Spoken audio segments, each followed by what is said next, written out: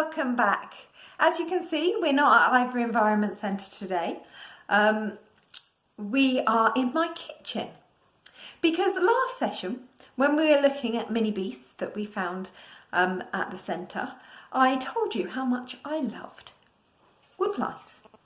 And then when I saw the amazing model of a woodlouse made out of a bottle, I said again to the person who had made them, Yayan, who made it, that I loved woodlice. But I realised I've never actually told you why I love woodlice so much.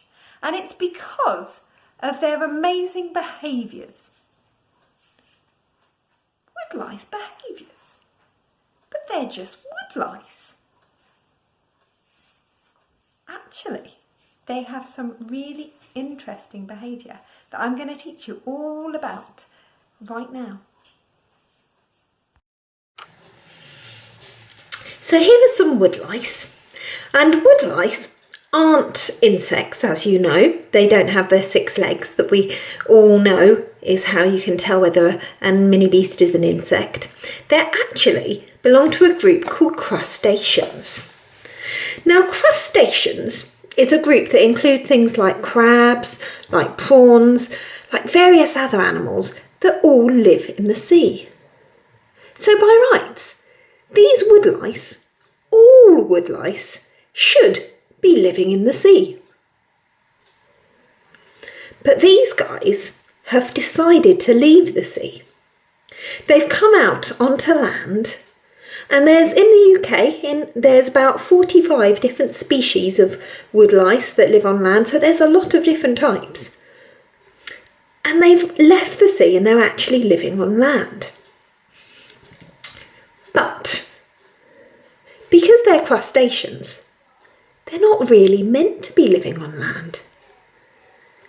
And so, being on land as a crustacean, these woodlice have to worry about drying up. And so what they do is they have lots of different behaviours to try stop themselves from drying out in the air. So these woodlice are on land, and if they're in warm, dry conditions, they'll dry out. So when we were looking on Tuesday, we found them in dark, damp places, hidden under logs. There were lots of them there, weren't they? And the reason we found them there is because of their behaviour. Their behaviour had adapted in lots of different ways to ensure that they don't spend too much time in the dry air, losing all the water out from their bodies. Now, one of the adaptations that they have, one of the behavioural adaptations that they have, is that when they get to a damp place, they will slow down. And when they get to a dry place, they automatically speed up. So the speed that the woodlice are travelling up at depends on how wet it is around them. Their behaviour changes according to how damp it is. So they lose moisture through all the different parts of their body. And when they're touching something, when their body's touching something, there's less of their body exposed to the air. So there's less of their body moving water. Can you see how these woodlice have stopped at the side of the little pot that they're living in? And that's because when a woodlouse touches something, maybe a log, maybe a plant, maybe the side of a pot, maybe another woodlouse, it automatically slows down and doesn't move as much. So even though you find woodlice in big groups, it's not because they like hanging out together, because they're really friendly or anything like that. It's just because if their body is touching another woodlouse, it means that their body is not touching, that part of their body is not touching the air, and it's less likely to lose water. And you can explore this yourself by making something called a choice chamber.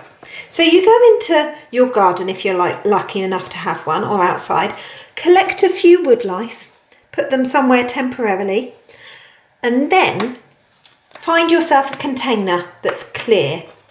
I'm using one of those Chinese takeaway ones that I've got lots of.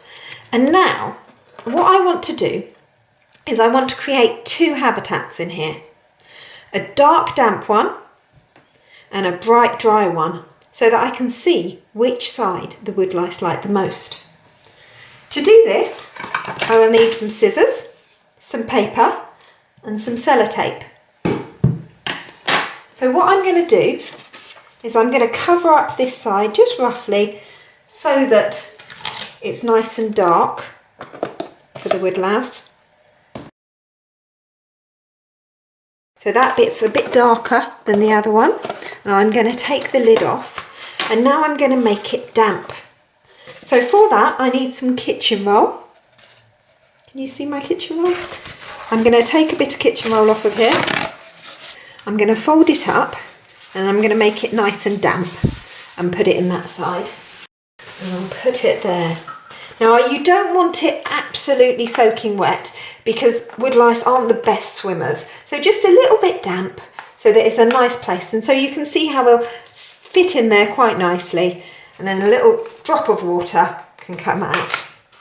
Now we're ready to put the woodlice in. So I'm not going to put all of the different bits of furniture we've got in there out because that might change their opinion. Oh, he's ready to come out already. So I'm just going to open it up and I'm going to put them right in the middle. Because if I put them on one side or another side, they might... Actually, I'm going to put it all in. That's probably easier and then I'll take the other bits out. Oh, what have I got there? That's not a woodlouse. You are. Sorry, darling. You can come out. Come on, out you go. I don't want to hurt you. Right, you two can come out too. And then we're going to have a quick look and see what I've accidentally collected when I collected my woodlice. Can you see that? I think it's a beetle larvae. I can always use a key like we did in the other session to find out exactly what it is. But anyway, we're not interested in them today. We're interested in the woodlice. So I'm going to take out of there all the logs. I know you're sitting on it, but I want you to just be in the choice chamber for a bit. I know, logs are the best, aren't they? You then put the lid on. Oh, making sure you've got the dark chamber that side. And you leave it. You put it away somewhere and you leave it. Because when they first get in, they'll be exploring everywhere. And then when we come back to it later, you can see which side they choose to go in. And what I would do is I'd probably keep them in that chamber for maybe a day. And keep checking every couple of hours just to see, count how many are on one side, how many are on the other side. On you go.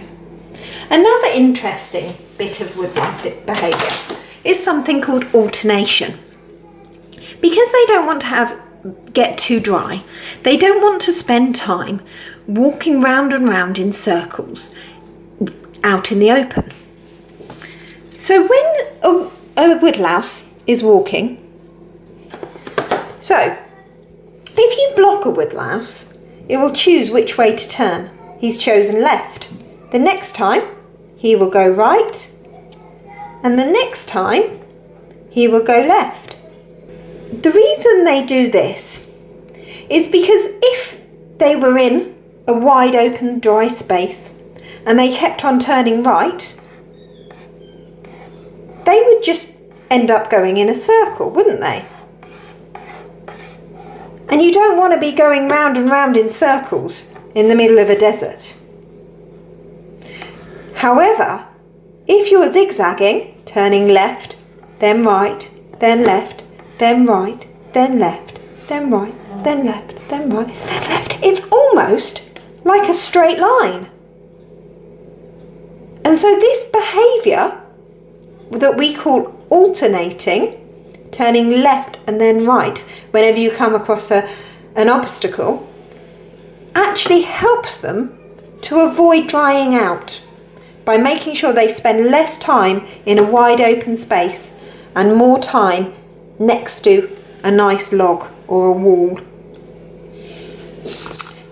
If you're careful and gentle with the woodlice, you can actually test this yourself by using a maze.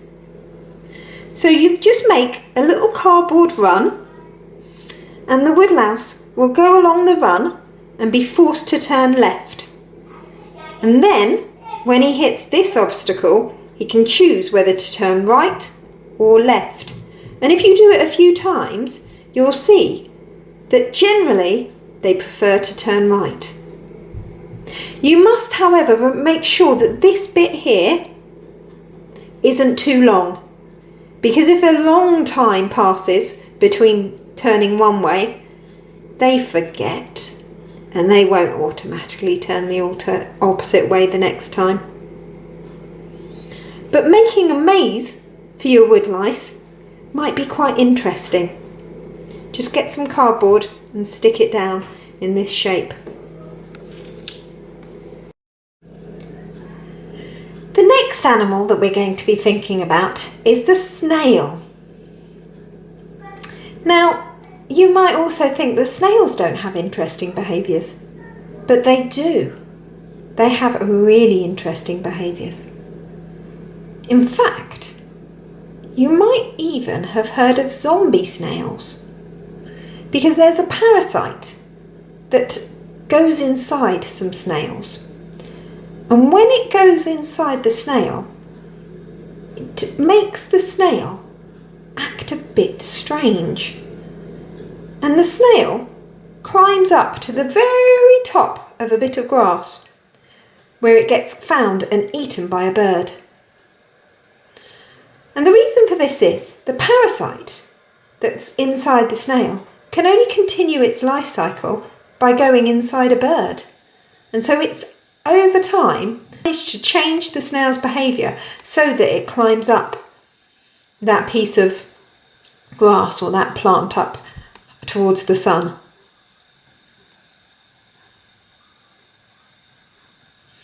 Now, to find out more about our snail, our lovely garden snail that I've got here, we first got to find out about Pavlov's dogs.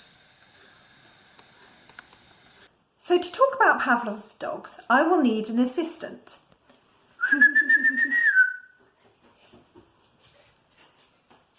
Here's my little puppy. So Pavlov was a scientist who looked into animal behaviour, and he spent a lot of time studying dogs. Now dogs, when they're about to eat, they create a lot of saliva that helps them to eat. And what he did is he used that as a sign that they knew food was coming. Usually the cues for that saliva is seeing the food and smelling the food. But what he did was every time he gave them food, he rang a bell. Over time, they associated the sound of that bell with food appearing. They learnt that bell, the noise of a bell, equals food. Till eventually, he could play the bell and they'd automatically start salivating, ready to eat. Even if they couldn't see any food, they couldn't smell any food.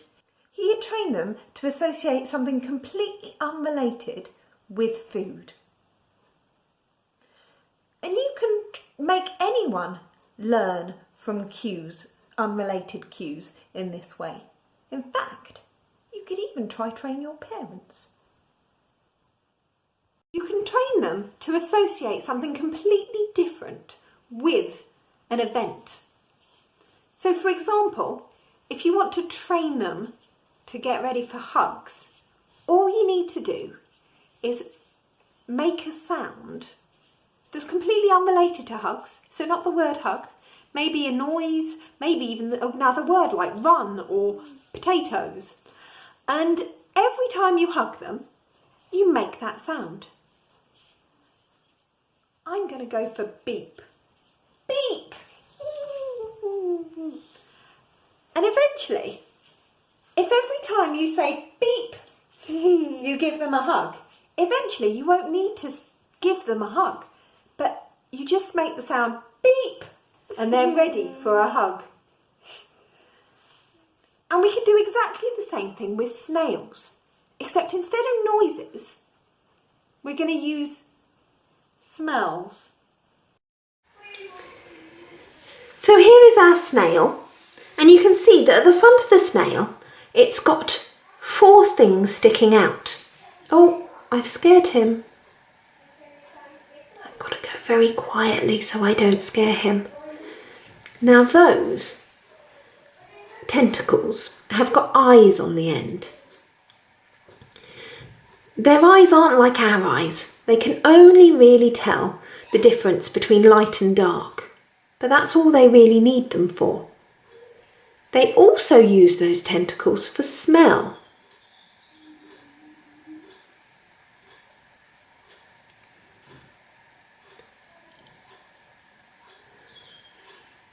The top 2 will smell the air, and the bottom 2 will mainly look for things on the ground. It helps them to follow the slime trails of other snails.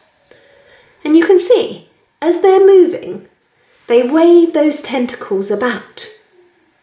So underneath the snail is its foot that it moves along on, and at the front of the foot, underneath the snail, is its mouth. And in its mouth it has lots and lots and lots of teeth, a little bit like sandpaper, that it uses to rasp away at what he's eating.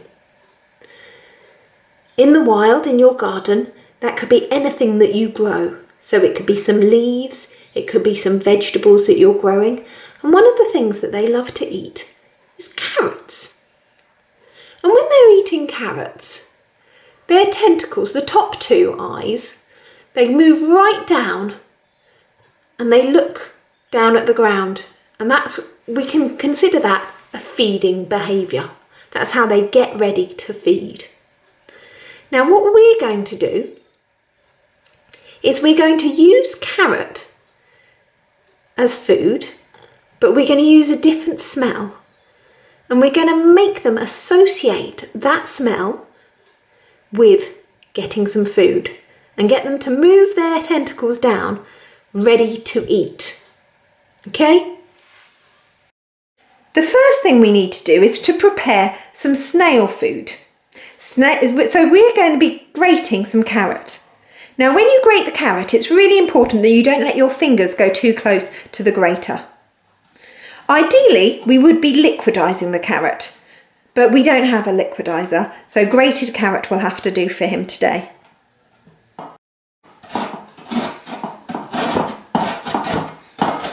I say him, but snails aren't actually hims or hers. They're male and female at the same time. So it's not a him, it's an it. It's just a snail. The next thing we need to do is create the smell. We're going to train our snail to the smell of banana, because I quite like that smell. You can use any smell you like though, maybe. Perhaps your mum's got some perfume that she really likes, and you could train the snail to get ready to eat every time it smells that perfume. So we're going to mash this bit of banana up with the fork, and then we're going to put it into the pot.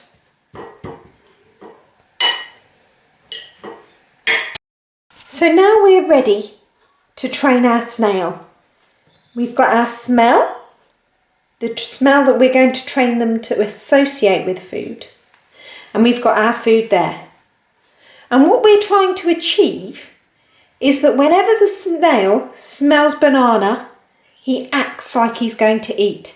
He puts his top eyes down, his top tentacles, his posterior tentacles down towards the ground as if he's ready to eat. So the first thing we need to do is make sure we've got some food ready. So I'm going to get a little bit of this. Again, it's better if it's liquidised, but it's fine if it's grated.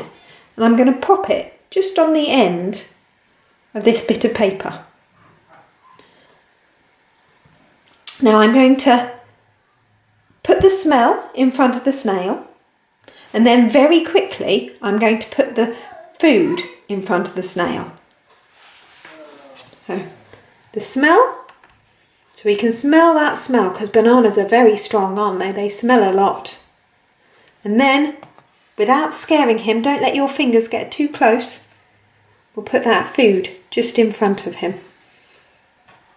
Oops, I accidentally poked him. In fact, what I might do is move that food onto the thing. Sorry. So we'll now wait until he comes out and eats. Obviously, in an ideal world, he would not have gone back in his shell in between the smell and the food. It would have been, banana, food at the same time. Well, soon after each other. We want the banana and then the food.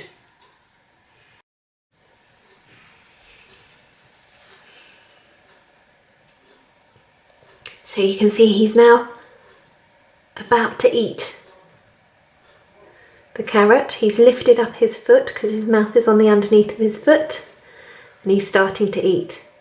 And you can see the bottom tentacles have gone down, and pretty soon those top tentacles should go down too. Can you see they've already gone a little bit down? They're not sticking straight up. Oh, he's going down, and feeding position. Can you see how those tentacles are pointing down? Because he's eating that. Isn't that fantastic? So I probably gave him a little bit too much food that time. Really, we want just a little bit of food so it doesn't take him too long to eat. But when he's finished that, I'm going to wait a little bit, and then I'm going to let him smell the banana and then eat the carrot straight afterwards. And I'll watch to see that his tentacles go down when he starts eating the carrot, because that's how he looks when he's about to eat. And then eventually I'm going to just give him the banana smell, and he will automatically put his tentacles, his eyes down, ready to eat, because he will think, that smell must mean that I'm about to get food.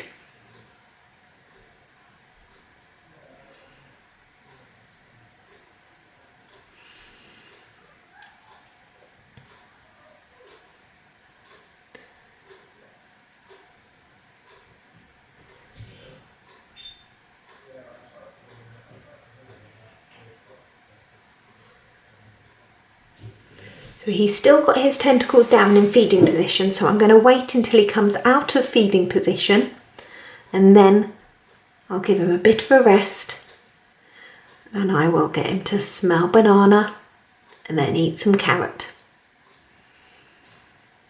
So that every time he smells banana, he thinks, carrot time.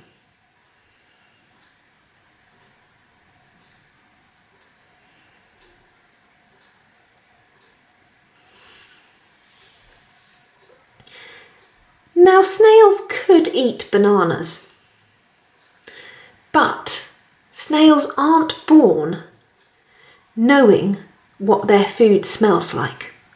They learn it through their life.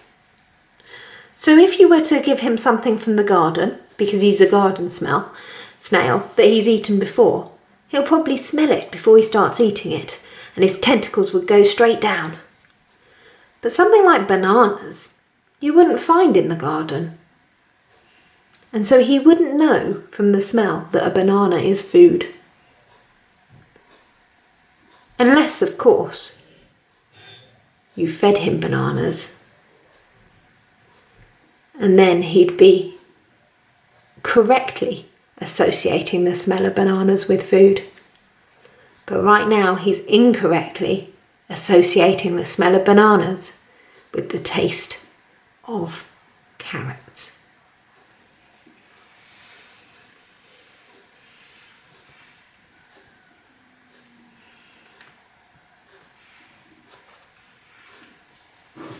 So now he's exploring again. I'm going to try again. I'm going to smell bananas. So you can smell the bananas, nice squidgy bananas. You can definitely smell it because he's turning towards it. And now I'm going to put some carrot on the floor for him to eat. He's gone straight for it, and you can see they're going down and the tentacles are down in feeding position.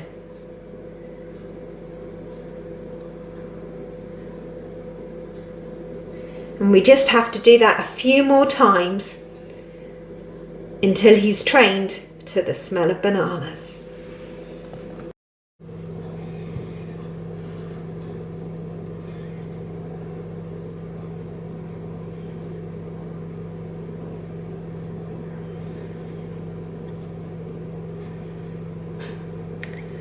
Are they going down?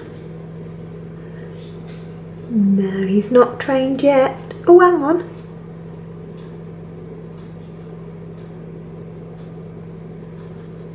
They are going down. He associates the smell of banana with food, and he's gone into a feeding position despite there being no carrot there. I think it's time for us to release our trained snail back into the wild. If you want to keep your snail as a pet, you need to make sure that you've got a nice tank that's very damp but not waterlogged. And you just need to give him plenty of lovely plants from your garden or from your daily walk so that it can eat them. The good thing about having snails from the outdoors as pets is that when you don't want to have them as a pet anymore, you can let them go outside again and they won't cause any trouble. Now, if you do decide to have a snail as a pet, please don't pick them up by their shell because that could damage the skin on their back. And if you do ever want to hold them, make sure you've got really, really wet hands. Or even better, put a leaf on your hand and put them on top of the leaf, because snails really don't like the salt that is on the palm of our hands. The challenge for this week is to either create a choice chamber for some woodlice and to look at it to see where the woodlice prefer to be. Don't keep them in there too long. Put them back in the garden after a little, maybe a day of watching them. Or you could do a maze for your woodlice to see whether they really do alternate. Turn left, then right, then left, then right. Or you can choose a snail and train it to associate the smell of something different with the taste of carrot. Thank you so much for joining us again, and I will see you soon. Bye!